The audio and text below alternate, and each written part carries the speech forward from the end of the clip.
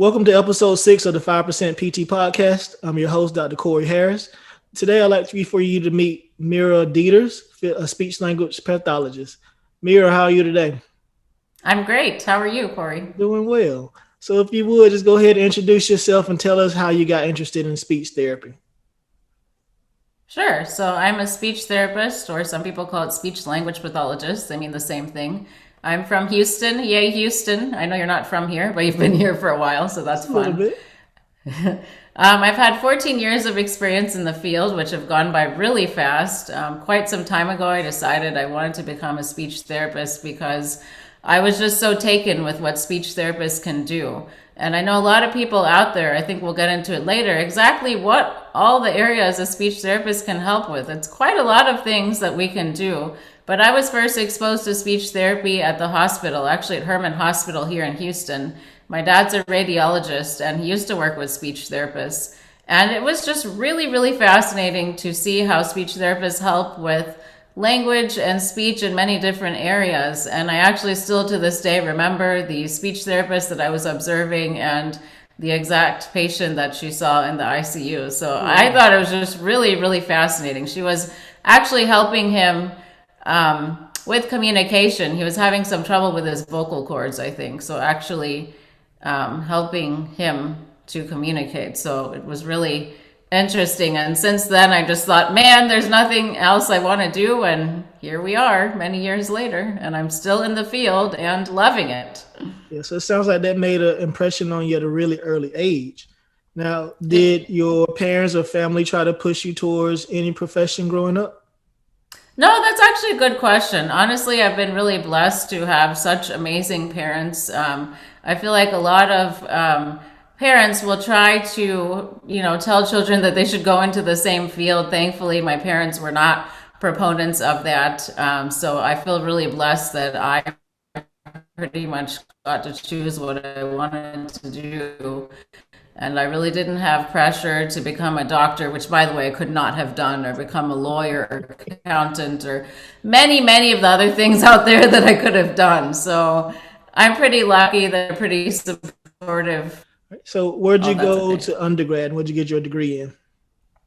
Sure. So I have spent a lot of time in Texas. Like I said, I'm from Houston, but for college, I went to Trinity University in San Antonio. Okay. So I got my bachelor's in sociology from there, which, yes, I'm sure people are kind of scratching their heads. Hey, that's not speech therapy. Well, no, it's not. It's a very different field.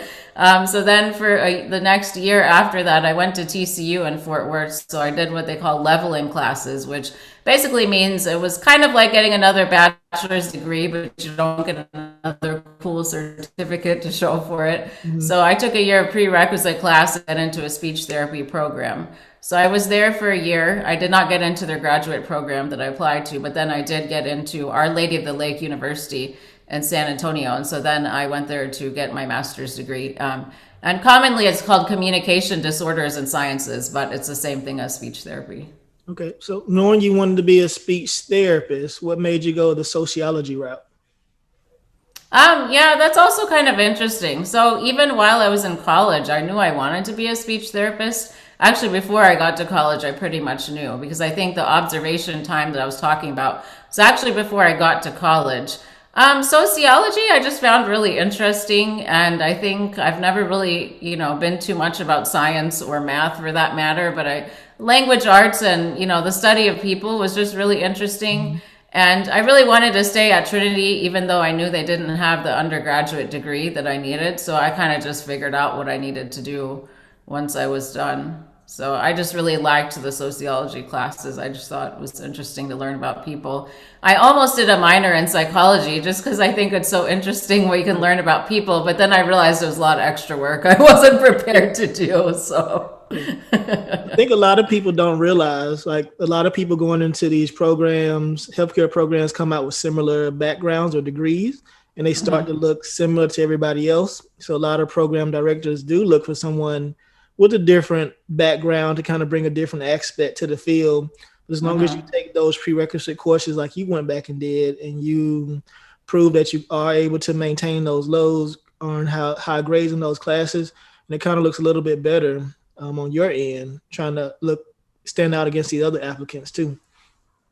Yeah, I think that's actually true. You know, one of the things you bring up, which is an interesting point, is now I feel like for so many different fields, as well as speech therapy, there's so much more competition out there to get into graduate Mm-hmm. school. And I don't remember, I was reading statistics somewhere on the percentage rate, but yeah, I mean, it's a lot more challenging. Not to say that it wasn't challenging when we were all trying to get into graduate programs. Of course, I think it was then too, but now I think it's much more challenging because I think a lot more people are specializing and thinking that they wanted to go into physical therapy, occupational therapy, speech therapy, or really any degree that requires a graduate degree, like becoming a lawyer, doctor, etc. Right. So I definitely think there's a lot more competition out there. But in case anyone's listening and they're interested in going to a field in which they'd have to go to graduate school, like you said, I think it's really important to get yourself to, you know, be seen as different from all the other applicants. And I think you can do that in terms of volunteer experience.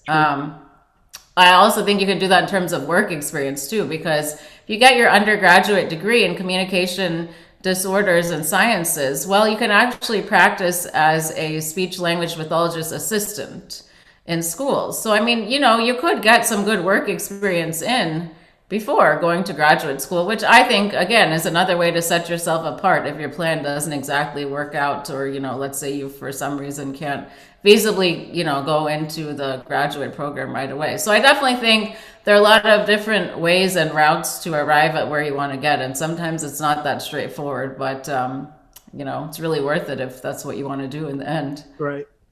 Yeah. Now, coming from Houston, going to Trinity, was there any eye-opening experiences for you? Yeah, you know, there kind of were. I mean, I was lucky enough to go to Bel Air High School, and for people who have not heard of it, Bel Air High School is still really great, amazing school. It's in Bel Air, but you know, that's very close proximity to Houston, even though it's considered a separate city.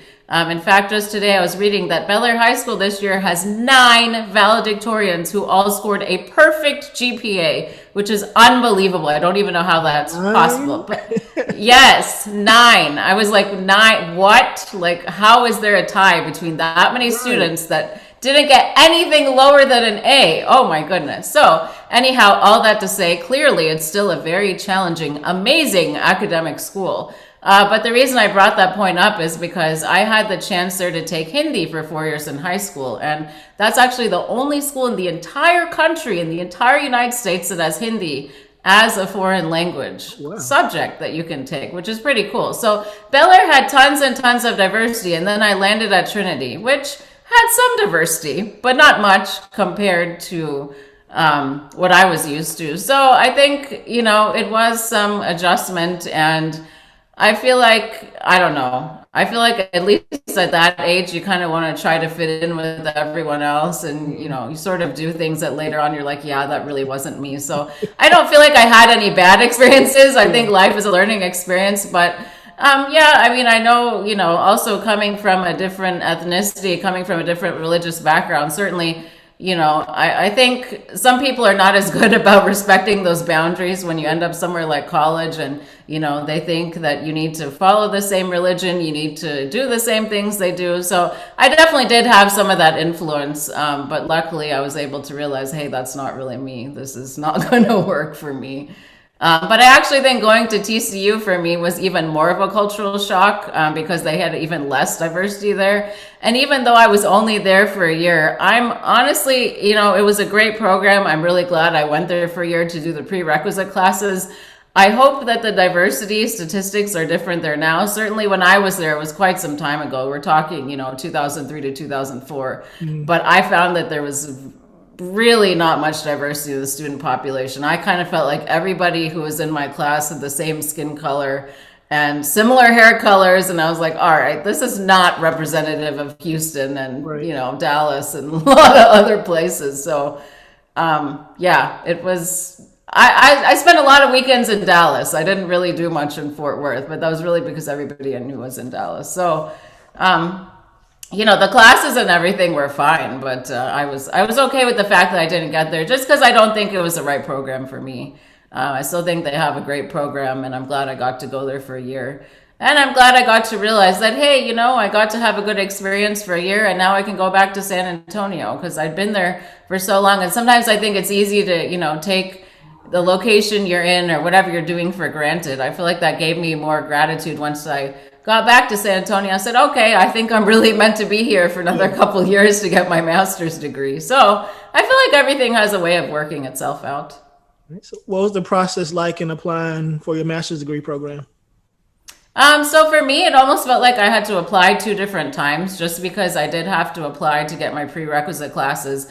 And like I mentioned, I went to TCU. So I kind of feel like I was doing applications 2 different times. Like, to do the prerequisite classes, you apply, but then to do, to apply to graduate programs, obviously there's applications for that too.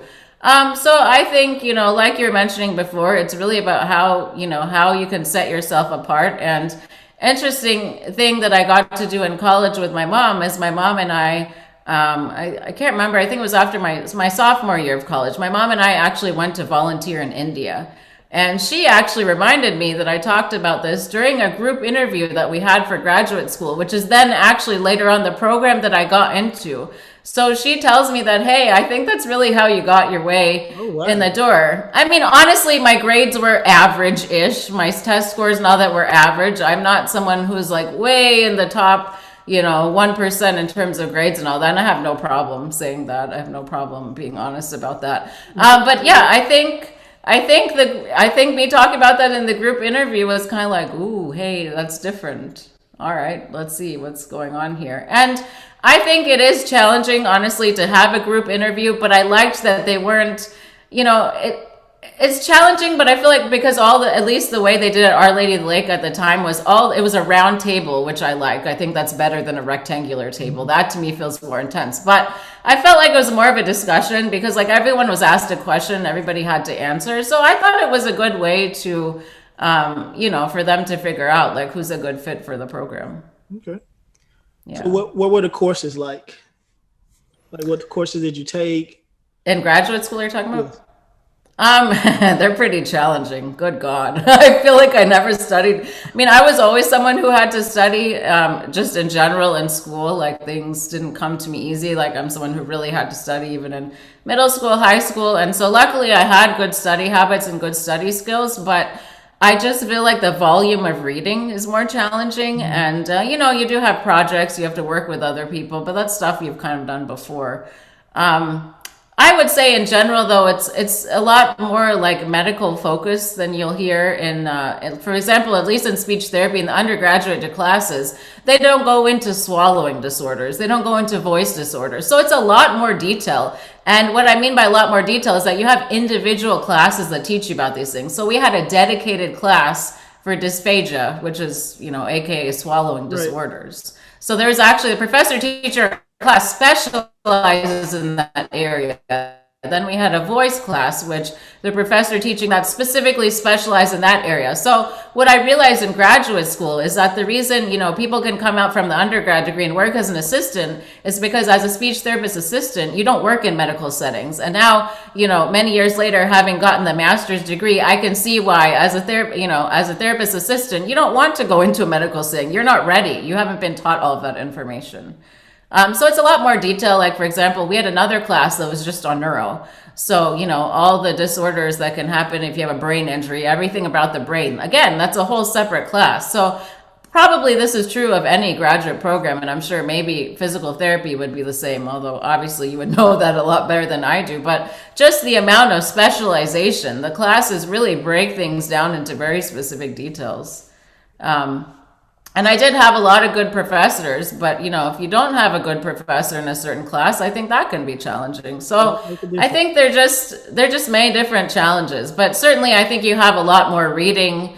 And then at the program I was in, you had students that you would keep up with at the graduate clinic that you're actually seeing for speech therapy. But you do, of course, have a supervisor assigned to you. And again, mostly I had good supervisors, but I had to be honest. There was one I thought who was very biased towards people of a certain skin color, and myself not being in favor, not being in the favored category there. And, she gave me a grade I thought was unacceptable. Well, it turned out she was kind of doing that with everyone who was a minority. So occasionally, you'll find people like that. And honestly, now looking back at it, I'm just like, that's so ridiculous. But at the same time, I think you realize those situations are given to you for you to rise and realize, you know what, no matter what, I'm meant to go into this field. No matter what someone tells me, no matter what they try to do, how they try to railroad me. Now I feel like that just gives me more fire, more passion to be like, hey, you know what, you're not really telling me stuff that I need to know. Like, yeah, you think it's important, but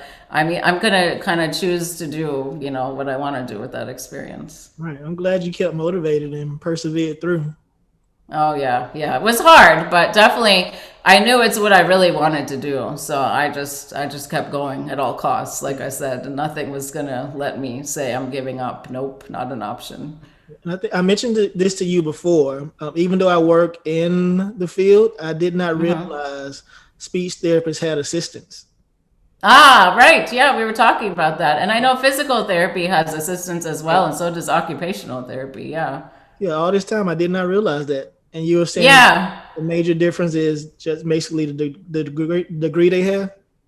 Right. The major difference is the degree and also the setting you can work in. So I would say typically speech therapist assistants, you'll usually find them in school. Now, the other thing too is as an assistant, you can't do evaluations, which I think is the same for a physical Right. therapist assistant, right? So you do have to have supervision, you know, you can do therapy, we can't do evaluations. I forget what the percentage requirement is. There's a requirement by each state board in terms of how that works. I don't remember. But yeah, so yeah, you can basically you can't specialize as much. That's kind of how I would boil it down. Okay.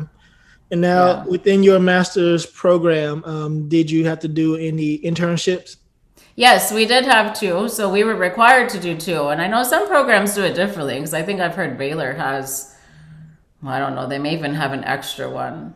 But most of the programs I know are a 2 years master's program. I think Baylor's different because they fit it into a year and a half. So I don't know how that specifically would be different. But we did have two. So as far as I know, like my program at Our Lady of the Lake, most of them do require two. So there's one child placement. So I was in a school, and then there was one adult placement, which honestly, in my particular position, it was pretty great because I fought tooth and nail to do mine in Houston because I knew I wanted to move back in Houston. So I had to kind of petition my program for that, but it did all work out, and I got to come back to Houston to do mine, which was cool. But yeah, so I think the idea behind that is you kind of figure out, you know, what kind of setting do you want to work in, what population do you want to work with. But the interesting thing about speech therapy, and I think a lot of fields too, is that school and a hospital are not the only two settings. I mean, that completely excludes private practice. I do think there is, of course, a big difference between working with children and working with adults, for sure. So I think that's something good to kind of figure out whenever you can. So what are some other settings you're able to work in that people may not realize? School, of course, is a big one. Hospital is a big one. There's skilled nursing facilities. There's inpatient, outpatient rehab. You know, there's also private practice, which is another big one too.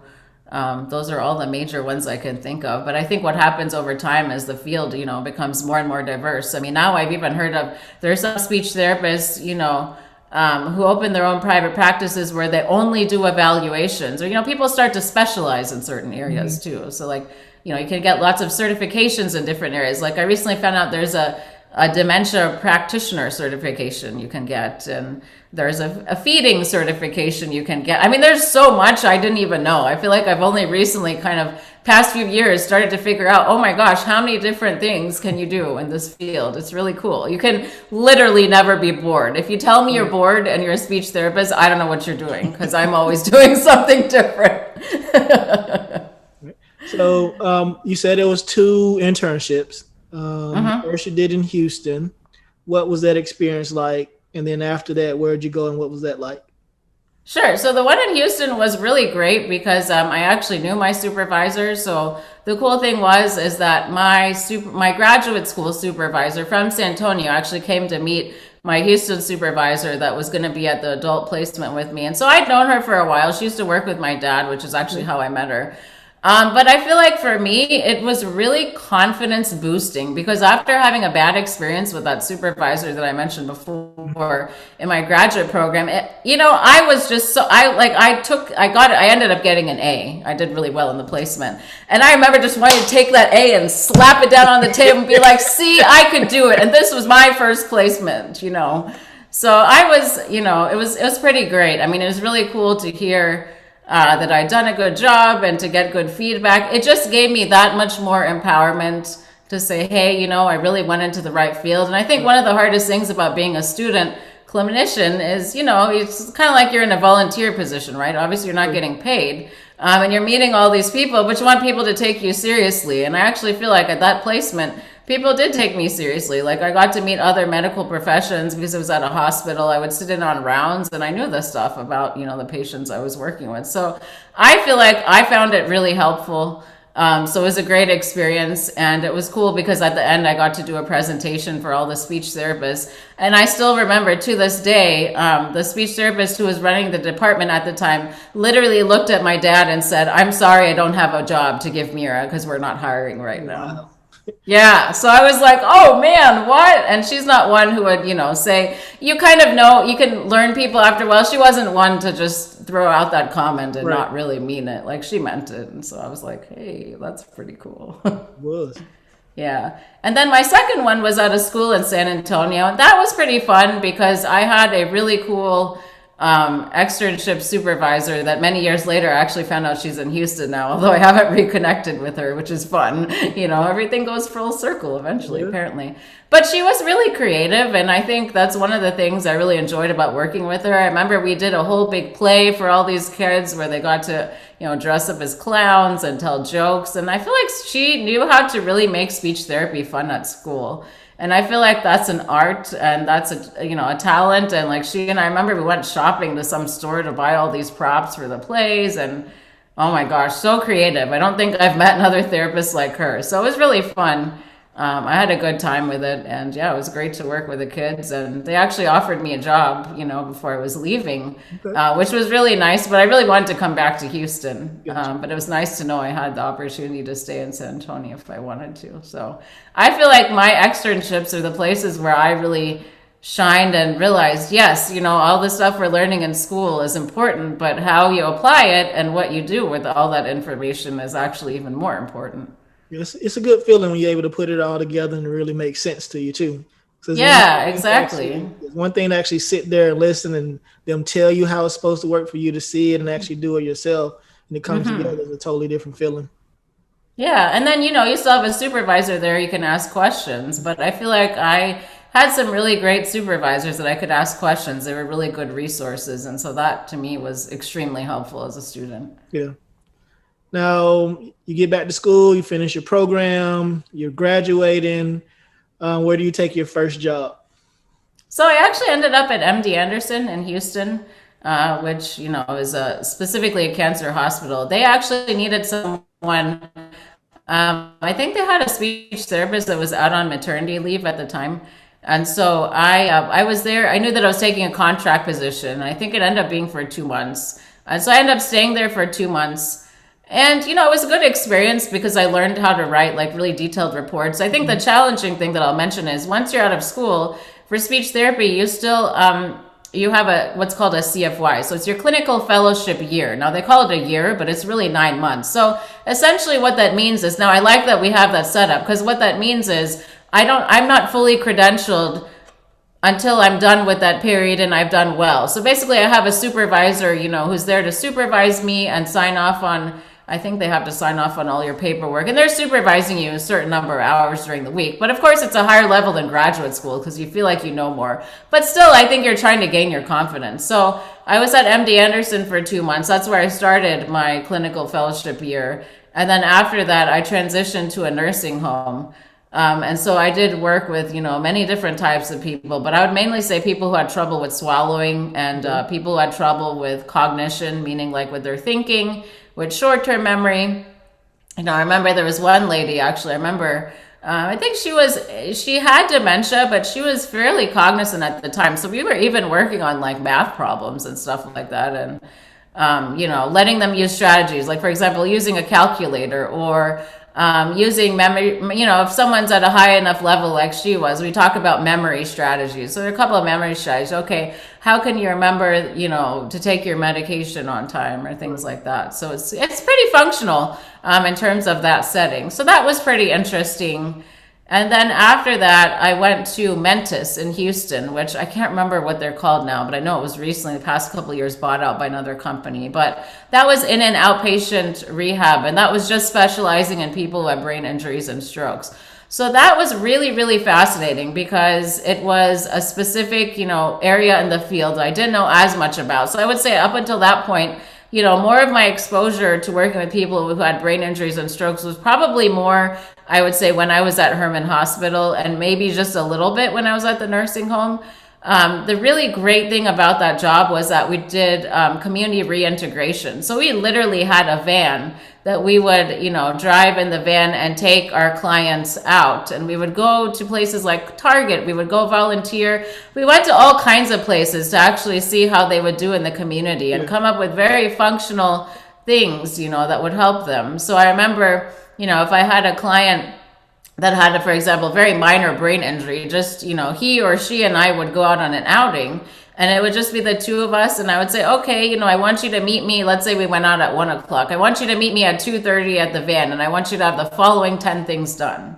So then I would actually, I don't want to use the word grade, but I mean, yeah, you are looking at how many of the things that they got done. Can they manage their time? Did they manage their money? Like if they had set a budget, did they go over it? Did they go under it? Were they at the exact amount? Like how they do with estimating? So the thing I really, really liked about that job was just seeing how speech therapy could be extremely functional in the real world.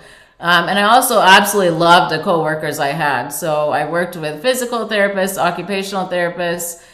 We had some really great doctors there. I mean, I had some people that I worked with there for almost 3 years that I still keep in touch with today. I have so much respect for them. They taught me so much about other fields. And, the best thing about that job, I think, was seeing how all of us had the client's best interests at need. So when we would sit in rounds, we would all talk about strategies of how to help that person.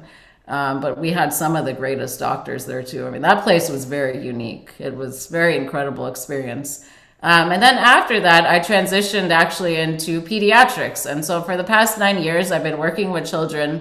I started out in someone else's private practice, and that actually has been a great experience. And I've got to do a lot of different things through that private practice because we also contracted with charter schools. So I really got to go into schools, and these are, interestingly enough, one was a Montessori charter school. So it's kind of like Montessori, with a mix of a charter school. It's very unusual. And then the other school is a bilingual charter school. So kids who speak English and Spanish. So I feel like I've had some very, very unique experiences working in those schools and then working, in another private practice, seeing how things go with insurance and all that kind of stuff. It's been a lot of good learning. Yeah. And then recently, in the past few months, I've actually started my own private practice, which has been a fun experience and continues to be a journey as well.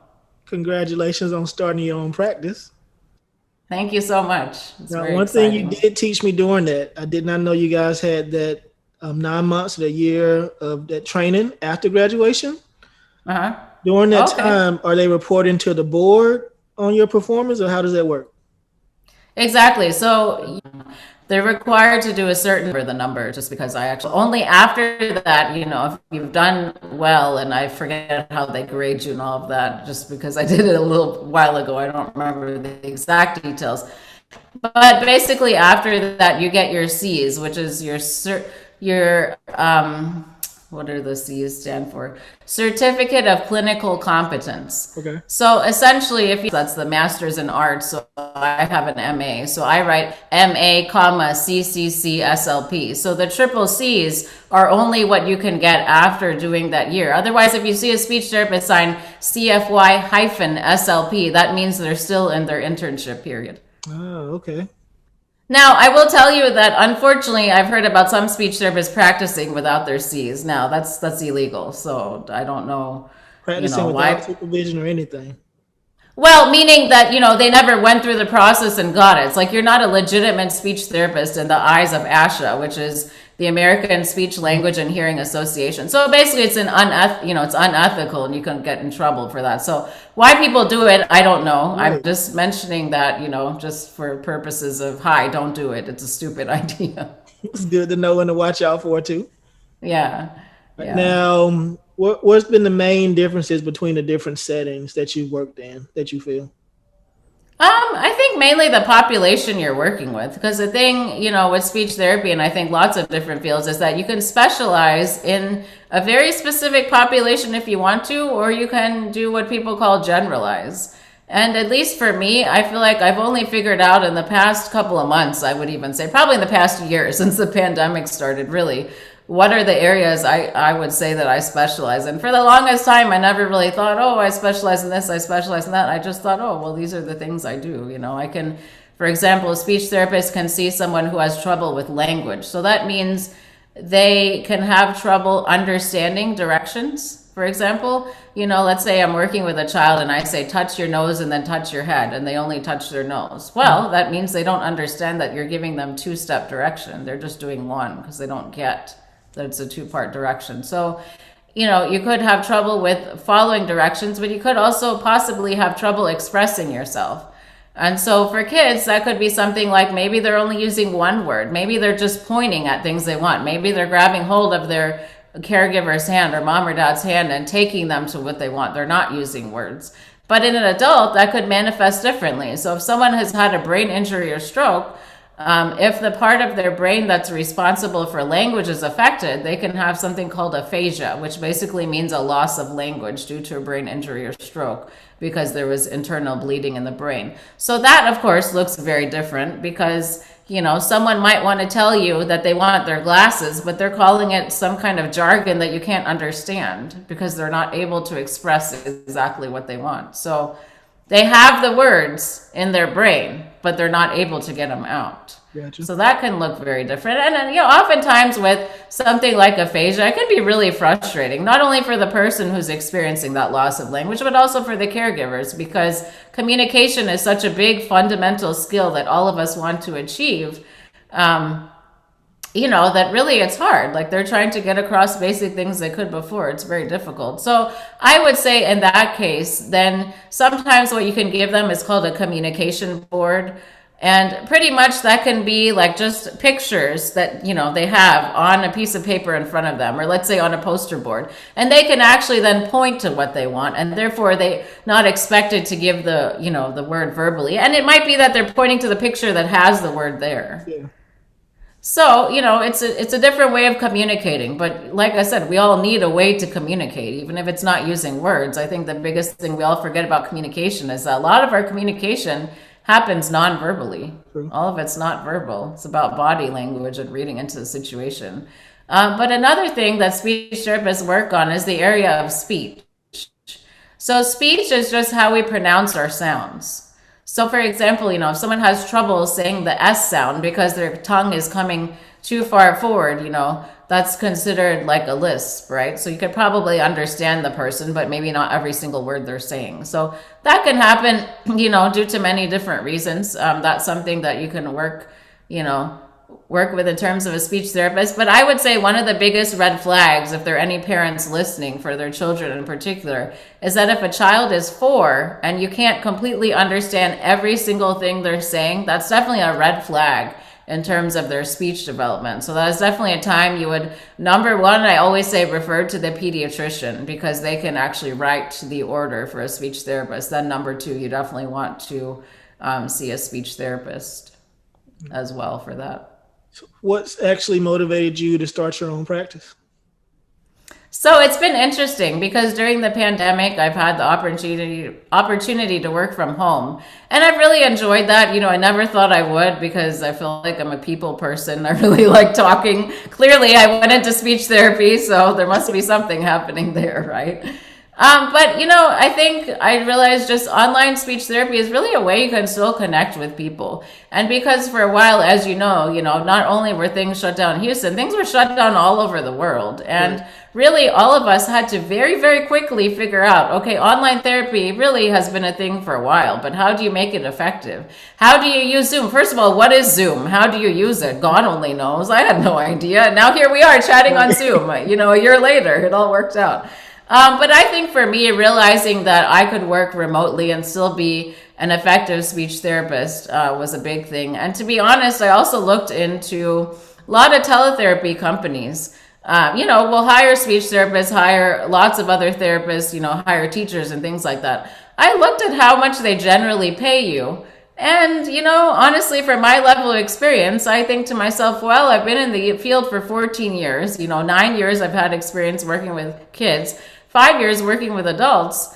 I'm not going to settle for peanuts. Like, I didn't go to, I didn't go to school for that long and do all that work just to, have not much. And then most of these positions are 1099 positions. So you think you're making a lot of money up front, but booyah, then it goes to taxes. Right. And it's like, all right, now I owe thousands of dollars for the year. So I think just realizing that, hey, it's going to be a lot of work to start your own company. You do have to do everything because right now it's just me. But I'm really passionate about it. I feel very excited. I'm really interested to see what happens. And I've actually kind of combined it with some other things as well. So really, my business is called Super Speech Solutions. So of course, the main thing I'm doing is speech therapy.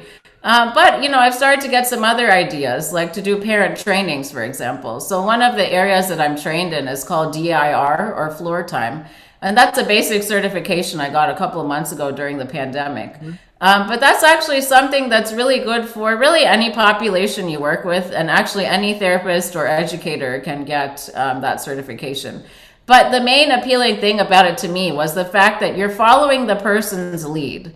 So you kind of back off, right? So let's say, for example, I'm working with a child and they really like bubbles. Well, I can show them the bubbles and let's say we've started to engage and I'm getting them to pop the bubbles. But basically, there's a lot more wait time involved. I'm going to wait a certain period of time to see how they react.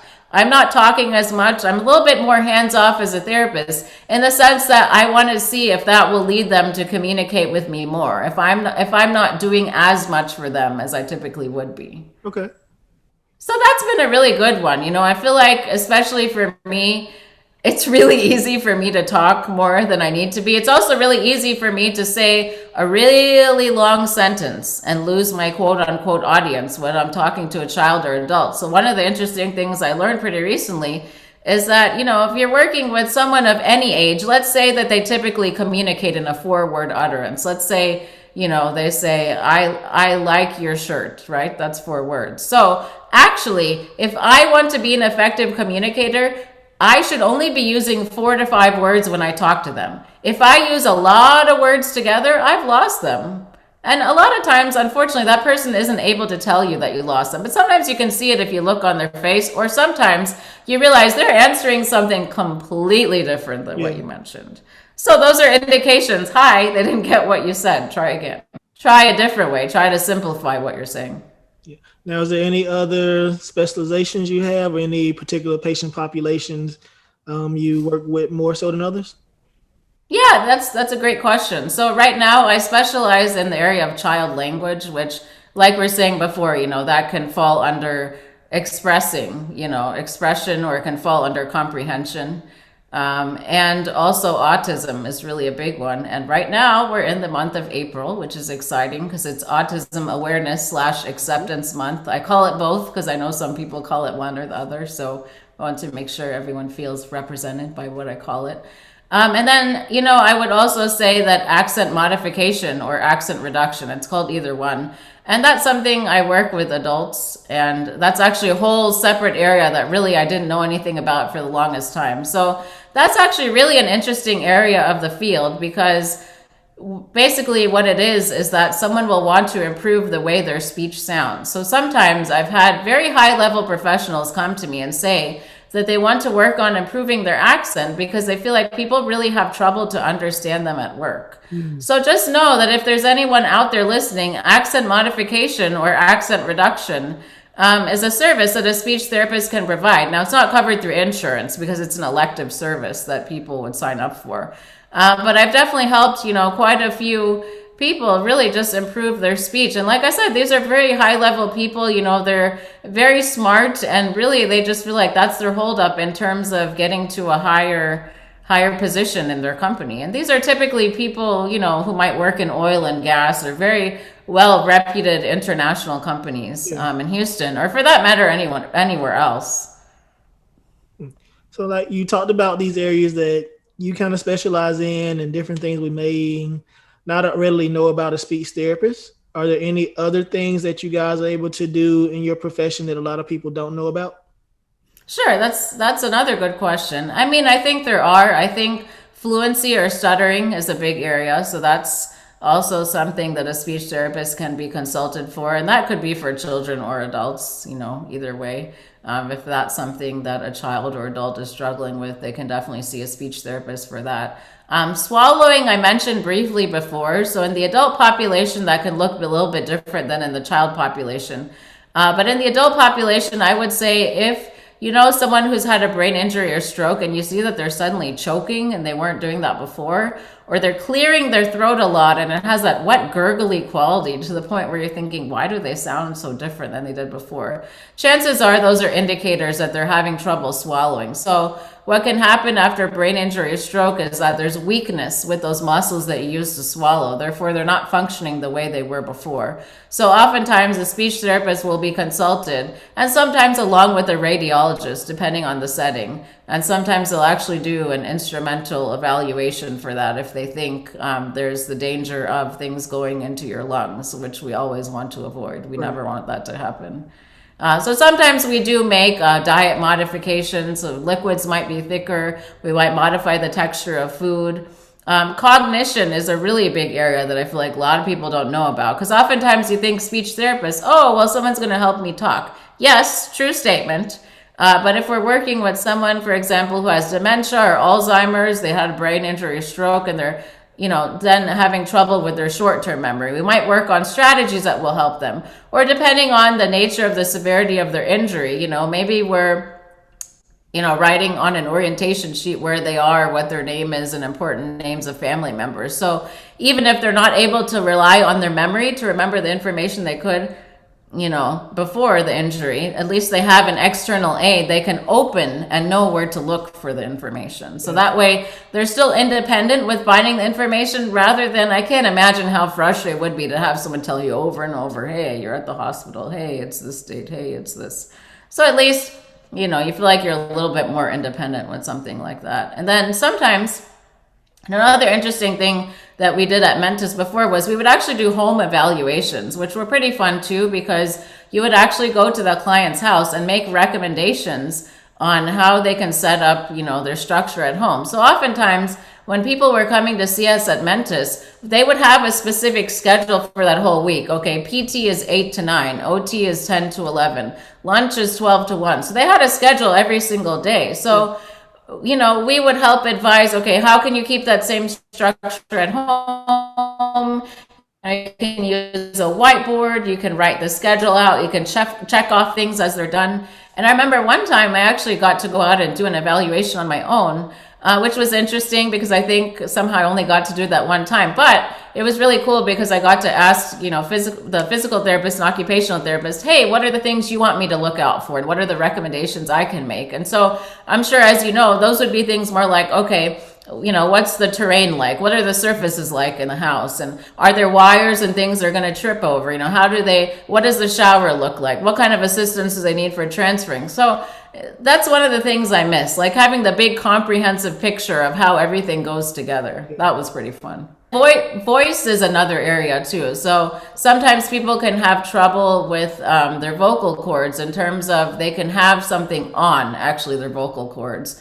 And that can happen honestly for many different reasons, but if someone is experiencing having a different vocal quality than before, if they go see an ENT, like an ear, nose, throat doctor, they can actually scope them down there and look at their vocal cords and just see if they're moving together like they should, or they're not opening and closing properly. And a speech therapist can also advise on vocal cord exercises that can help with that too, which also, again, I feel like is an area that people probably don't know that that's something we can help with too. Yeah, that's a lot you guys are able to address. It is a lot, yeah. Now, I think you kind of touched on this some, but what are some things that parents or family members should be looking out for to say, hey, maybe I need to talk to my pediatrician or my doctor about getting a referral for speech? And also, as another healthcare professional like physical therapists and occupational therapists, what should we be looking out for as well? Yeah, I think that's important. So for parents, I think one of the ones I mentioned before is if a child is 4 and you're not able to understand everything they're saying, that's definitely a point where you want to talk to your pediatrician and get their thoughts, and then definitely then they can recommend a speech therapist, and they typically have like a whole referral list they can give you, and you can call different places and see who you want to go with. And another one is if your child is not using 2-word phrases by the time they're 2, then that's definitely another red flag in terms of when you would want to talk to your pediatrician. So let's say your child is 2 and they're only saying 1 word at a time. Well, they're getting there because they're communicating, but by 2 they should be consistently saying something like more juice, which is then 2 words together. So that's a time you would want to refer. Or if your child is not at all talking by the time they're 2, or let's say 3 or 4 for that matter, definitely they're considered what's called a late talker at that point, which really just means they're not following their speech and language developmental milestones. So that's definitely another time where you'd want to refer. Or if you feel like, you have to repeat directions a lot to your child and they're not really understanding what you want them to do. Like I was mentioning before, if you tell them, pick up your shoes and go to the door, and they only pick up their shoes and then they kind of just turn their head around, they don't know what to do. That's definitely another sign or another time in which you would want to talk to your pediatrician and probably get a referral for speech therapy. And then I know you also asked about for occupational therapists and physical therapists. Right. I think some of what we're talking about is similar, but I would say more so if we're talking about the adult population. If you notice that someone is really having trouble drinking water, if you give them water, let's say in the PT gym or something like that, that's not something you've ever seen. Definitely if you see signs of, choking or like lots of coughing can be another one, unless they just have a chronic cough. That's just a different issue by itself. Right. Or, if you just feel like they're suddenly just having more trouble with their memory, or they really have trouble communicating. Because the thing is, even with communication, at least, like I said, if they have that communication board where they can point to things, or they have some kind of way in which they communicate. But if you just see that, they were able to communicate so well, but somehow that's not really the case now, that's definitely another time you would want to refer. But a lot of times, I feel like with a lot of the children and a lot of adults we're seeing, a lot of times I think all professionals are essentially working together: physical therapy, occupational therapy, and speech therapy. And one of the biggest things I've realized now in specializing working with autistic children is that a lot of times they need an occupational therapist, and sometimes a physical therapist as well. But one of the things I realized that I didn't mention before is that feeding is a whole separate area for children as well. And what I mean by that is for children who are on the spectrum, typically they can be considered a picky eater. So if anyone is a parent of a child who's a picky eater, one of the interesting things I came across recently is actually calling them a food explorer, which I think is true. I kind of like that actually better than picky eater. But essentially a speech therapist can actually help figure out what the issue is in terms of why they're picky eater or food explorer. So what happens with children on the spectrum is they may only like a certain texture of food. So they may avoid certain foods due to textures. They may avoid foods based on how they look, based on how they feel, based on how they taste. And a lot of times they have difficulty with different sensory things. And that's why some kids who are on the spectrum don't like loud noises. And like the headphones I'm wearing now, they'll need headphones like that if they're out, let's say, at a grocery store. I was recently working with one of my kids online, and he told me, Miss Meera, when I went to HEB, I had to wear headphones. I say, oh, what happened? And he told me it was just too loud for him. Wow. Okay. Yeah. But occupational therapy definitely comes in there too, because a lot of times, and even with children in general, if they have trouble with fine motor skills, gross motor skills, or, if they have trouble with mobility, if they have AFOs and things like that, I know physical therapy is definitely needed. So I feel like there's a lot of continuity in terms of all three of those professions working together. And I think it's nice that we can all refer to each other and we can all learn different things from someone in a neighboring profession, which is fun too. I definitely agree. Yeah. Everybody was on the same page in regards to us being able to work together sometimes, though, because a lot of people tend to be, professionals in general, don't always refer when they should. So just people getting on more accord in regards to that, and just knowing when you should refer in that too. I agree. And sometimes, to be honest, I think it's a personality clash too. I think sometimes when people don't have the same personalities, it can be challenging to work with them. But sometimes I think it's just people not wanting to give someone else business. I mean, it's unfortunate because for me, I'm all about collaboration. I would happily send, someone else to another speech therapist if I can't see them. So for example, if it's someone who has trouble with stuttering or voice, or, those are some areas that I don't really specialize in. Well, I have no problem telling the parent or adult or whoever is calling me, okay, let me see who else I can refer you to. And I feel like that's how everybody should think. But, maybe in the future that'll change and maybe there'll be more collaboration happening. I hope so. Yeah, because I think at the end of the day, there are clients out there who need speech therapy, they need physical therapy, they need occupational therapy, and all of them have very specific needs. And honestly, as any profession, no matter how long you've been in the field, there is no way I can say, hey, I specialize in all areas of speech therapy. You name it, I can see you for it. That's ridiculous. Anyone who tells you that, you're wrong. I don't believe you for a second. Not happening. We have these super therapists out here, but hey, it is what it is. But where can we find you on social media? How can those parents interested in using your service get in contact with you? So my website is really easy. It's the name of my business, superspeechsolutions.com. And then basically all of my social media is all the same, which makes it really easy. My Facebook business page is Super Speech Solutions LLC. My Instagram account is also Super Speech Solutions. And then my LinkedIn page that I recently figured out how to come up with, someone had to tell me because I didn't know. It's also Super Speech Solutions LLC. And then my email address is my first name. It's Meera, MEERA, at superspeechsolutions.com. Right now, I will say, we did mention I'm in the city of Houston. So right now, I'm only seeing people online for speech therapy. But I do have an in-person summer camp coming up for kids who are ages 6 and up, and all of that information actually is also on my website, and there's a real easy way for parents to sign up if they're interested for their kids. And I'm also offering parent training, especially in the area of floor time. And although I'm doing all of my therapy online right now, by the time we get around to June, I actually will be doing some in-home visits as well. The only other thing I want to mention is I'm not going through insurance right now, so people would have to pay out of pocket, or if they do want to, they can get a super bill from me, and they can actually see if their insurance company will reimburse them. And sometimes, you are able to do that. It may just depend on what insurance you have. All right. And last thing, are you open to mentoring? Absolutely. I have some really great mentors I keep in touch with, and I would love to talk to anyone who's thinking about going into speech therapy, or they're a student, they need observation hours. Typically, there's a requirement of 25 observation hours that I was blessed to have someone help me with in the past.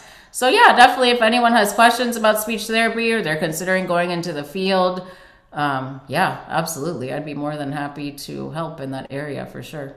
All right. Well, Meera, I thank you for joining me today. You definitely taught me a lot. And I thank you guys for joining us on the 5% PT podcast today. Thank you.